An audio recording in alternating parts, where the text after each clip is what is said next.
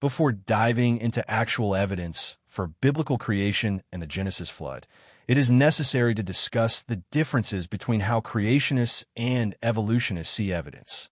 These differences result from fundamental differences in the worldview behind the position. Creationists start with God, the Bible, and the implications of God as the intelligent designer and creator of the world and all that is in it.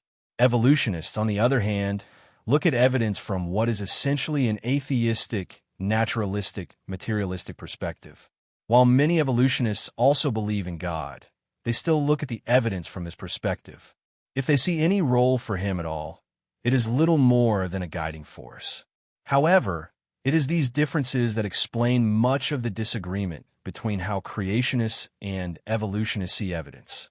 At the most basic level for creationists, the Bible is used as a starting point for building models of Earth's history.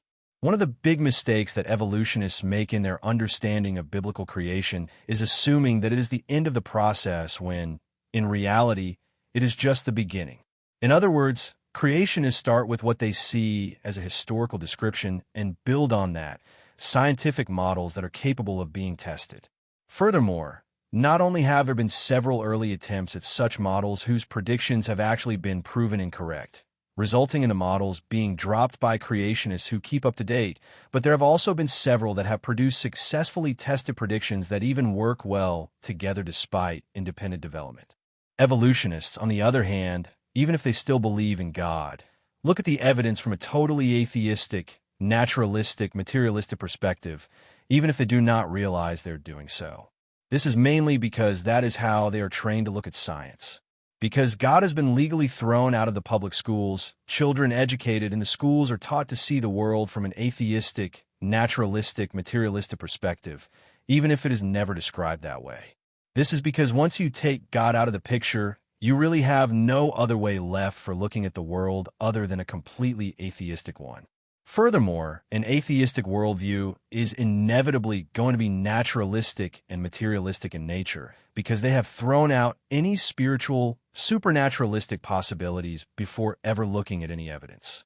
When you look at the evidence from an atheistic, naturalistic, materialistic perspective, you will be incapable of seeing any evidence for either biblical creation or the Genesis flood because from that perspective, they are impossible.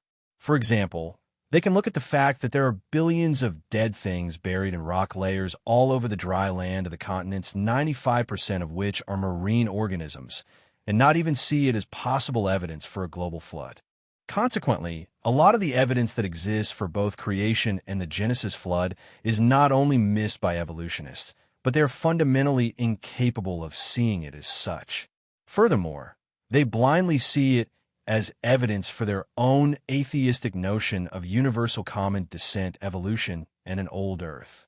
The ultimate irony in this is that in doing this, they're actually fulfilling biblical prophecy in 2 Peter 3 verses 3 to 6. 2 Peter 3 verses 3 to 6.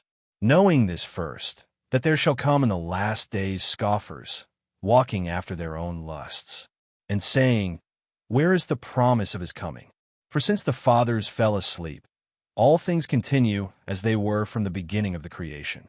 For this they willingly are ignorant of, that by the word of God the heavens were of old, and the earth standing out of the water and in the water, whereby the world that then was being overflowed with water perished.